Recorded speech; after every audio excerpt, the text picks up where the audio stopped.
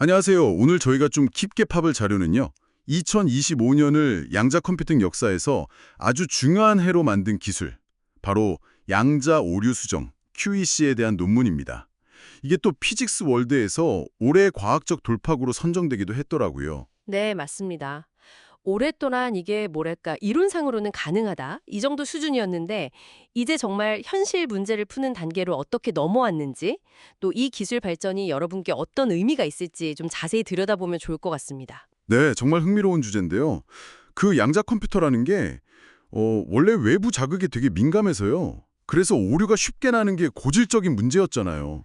맞아요. 그게 실용화의 가장 큰 걸림돌이었죠. 아무리 계산이 빨라도 결과가 틀리면 사실 의미가 없으니까요. 그렇죠. 이 양자 오류 수정, QEC라는 게 바로 그 오류를 실시간으로 찾아내서 고치는, 그래서 계상의 신뢰도를 딱 잡아주는 핵심 기술인 거죠.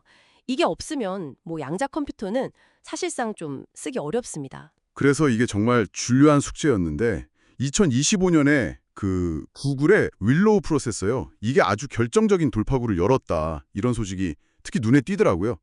이게 단순히 그냥 빨라졌다. 이런 차원이 아닌 거죠. 네, 바로 그 점이 핵심입니다. 윌로우가 보여준 가장 중요한 성과는 큐비트 수를 늘렸더니 오히려 확 줄어드는, 그것도 기하급수적으로요. 이걸 처음으로 실험으로 증만했다는 데 있어요. 아, 큐비트가 많아지면 오류가 줄어든다. 보통 반대일 것 같은데요.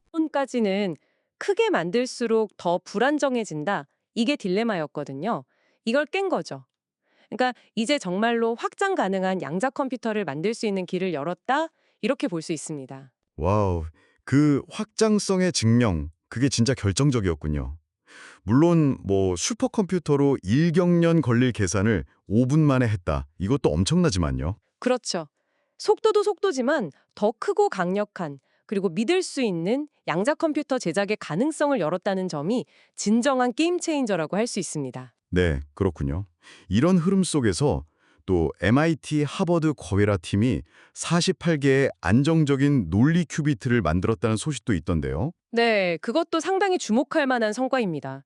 이 논리 큐비트라는 게, 그러니까 오류가 잘 보정된, 좀 더 신뢰할 수 있는 큐비트 묶음이거든요. 아, 그냥 큐비트 하나하나가 아니라 일종의 팀 같은 거군요. 맞아요. 이 정도 규모면 이제 제법 복잡한 계산도 한번 해볼 만하다, 이런 단계에 왔다는 신호로 볼 수 있죠. 뭐 마이크로소프트의 위상 큐비트 연구나 IBM이 4,000개 넘는 큐비트 시스템 개발하는 것도 다 비슷한 맥락이고요. 잠깐만요. 그 위상 큐비트는 기존 거랑은 좀 다른 건가요? 아, 네. 좀 개념이 다른데요. 위상 큐비트는 정보 자체를 그 뭐랄까 물리적인 형태, 그러니까 위상적 특성으로 저장해서 특정 종류의 오류에 대해선 아예 처음부터 좀 더 강하게 설계된 방식입니다. 아직 초기 단계긴 한데 이게 성공하면 오류 수정 부담을 확 줄일 수 있다는 기대가 있죠. 표면 코드 같은 다른 접근법도 있는데 이건 큐비트를 격자 모양으로 배열해서 오류를 더 효과적으로 찾아내고 고치려는 시도고요. 여러 방식들이 계속 경쟁하면서 발전하고 있는 거죠. 네, 정말 다양한 시도들이 있네요. 자, 그럼 이 기술 발전이 실제 우리 산업 현장에는 어떤 변화를 가져올 수 있을까요? 역시 신약 개발, 이쪽 얘기가 가장 먼저 와닿는 것 같아요. 네, 아마 가장 큰 기대를 받는 분야 중 하나일 겁니다. 예를 들어 분자구조 시뮬레이션 같은 거요. 기존 컴퓨터로는 정말 엄두도 못 냈던 복잡한 계산들이 가능해지니까요. 아, 그 분자 상호작용 같은 거요? 그렇죠. 그러면 이제 신약 후보 물질을 찾거나 단백질 구조를 예측하는 속도, 정확성 이런 게 비약적으로 좋아질 수 있습니다. 약 개발 기간 단축이나 비용 절감 효과가 진짜 엄청나겠죠? 와, 상상만 해도 대단하네요. 금융 분야에서도 쓸모가 많겠는데요? 실시간 데이터 처리해서 포트폴리오 최적화라든가 아니면 더 정교한 리스크 분석, 사기 탐지 이런 거요? 점적으로 동의합니다. 금융 데이터라는 게 워낙 방대하고 복잡하니까요. 에너지 분야에서도 예를 들면 더 효율 좋은 배터리나 촉매 같은 신소재 개발에 활용될 수 있고요. 아, 신소재? 네, 또 에너지 공급망을 최적화하거나 뭐 탄소 포집 기술 개발 같은 이런 환경 문제 해결에도 기여할 부분이 많아 보입니다. 정말 가능성은 무궁무진하죠. 기술 동향을 좀 더 보면 하드웨어 방식도 꼭 초전도체만 있는 게 아니더라고요. 구글이 중성원자 방식으로 99.5% 충실도를 달성했다는 소식도 있었고 이온 트랩 방식도 계속 발전하고 있고요. 여러 기술이 서로 경쟁하면서 발전하는 건 아주 건강한 현상입니다. 또 흥미로운 점은 양자 컴퓨터, 그러니까 QPU 단독으로만 쓰기보다는 기존의 CPU나 GPU 같은 것들과 이렇게 결합해서 쓰는 하이브리드 시스템으로 가는 추세라는 거예요. 아, 양자 컴퓨터가 잘하는 부분이랑 기존 컴퓨터가 잘하는 부분을 같이 쓴다는 거군요. 그렇죠. 그렇게 해서 실용적인 문제 해결 능력을 더 높이는 거죠. 아까 그 컨티뉴엄에 헬리오스 얘기도 나왔었는데 슈퍼컴퓨터보다 에너지를 3만 배나 적게 쓴다면서요. 이건 정말 놀라운데요. AI 때문에 전력 소비 걱정이 많은데 대안이 될 수도 있겠어요. 네, 그 점도 상당히 중요합니다.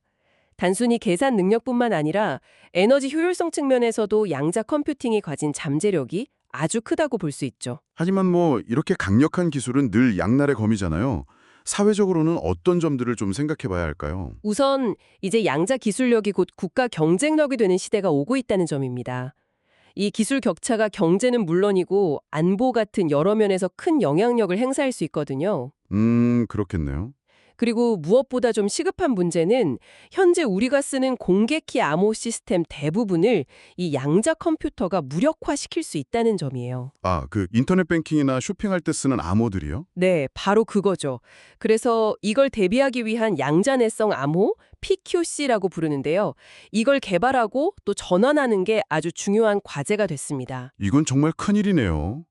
그리고 또 뭐 프라이버시 침해라든가 데이터 편향성 같은 윤리적인 문제들도 계속 따라올 텐데 이런 고민이나 사회적 논의, 정책적인 준비도 기술 발전 속도에 맞춰가야겠군요. 반드시 필요합니다. 기술이 주는 혜택을 어떻게 공평하게 나눌 것인가, 또 잠재적인 위험은 어떻게 최소화할 것인가, 이런 고민들이 기술 개발 초기 단계부터 꼭 함께 가야 합니다. 네, 오늘 이렇게 쭉 살펴본 것처럼 2025년 이 QAC 기술의 발전은 양자 컴퓨팅이 이제 가능성의 단계를 넘어서 실용성의 문을 정말 활짝 열었다는 상징적인 사건인 것 같습니다. 그렇죠. 이제 질문이 이게 과연 언제 가능해질까? 여기서 이 강력한 도구를 우리가 어떻게 현명하게 잘 활용할 것인가? 이렇게 옮겨가고 있는 거죠. 네, 가능성을 넘어 진짜 가치를 만들어내는 단계로 접어들었다는 말씀이시네요. 자, 마지막으로 한번 당신에게 질문을 던져봅니다. 이 강력한 양자 컴퓨터가 당신의 일이나 혹은 관심 분야에서 가장 먼저 그리고 가장 근본적으로 바꿀 거라고 예상되는 지점은 어딘가요? 그리고 또 그 변화는 어떤 새로운 질문들을 우리 앞에 던지게 될까요? 한번쯤 깊이 생각해 보시면 어떨까 합니다.